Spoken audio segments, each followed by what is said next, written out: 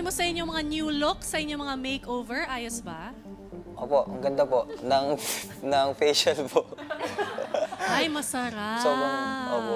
Oo, yan ang mga luxury sa outside world na ibinigay sa inyo ni Kuya. Ikaw naman, Colette. Colette, kumusta yung pakiramdam na finally, hindi na kayo nagpapalitan ng mga teens sa iba't ibang gawain at naging isang grupo na muli kayo? Ang naging feeling ko, ang naging feeling po, masaya kasi po sa muling, nagkita-kita na din po kami. Hindi na kami nagpapalit-palitan po.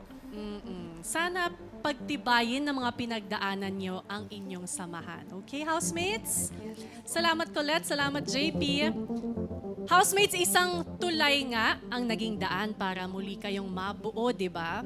Pero ngayong gabi, ako naman ang magiging tulay ng isa sa inyo palabas ng bahay ni Kuya. Dahil housemates, hawak ko na ang resulta.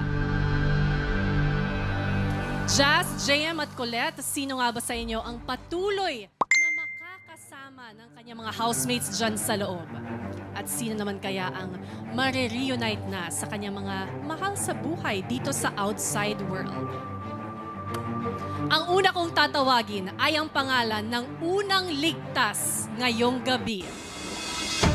At ang housemate na yon ay ikaw.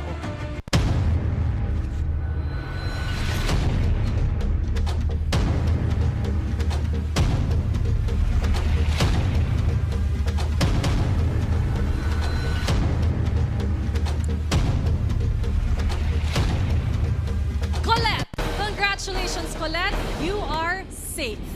Ibig sabihin, JM at Jazz, kayo ang tutungo sa game room para alamin kung sino sa inyo ang tuluyan ng lalabas ng bahay.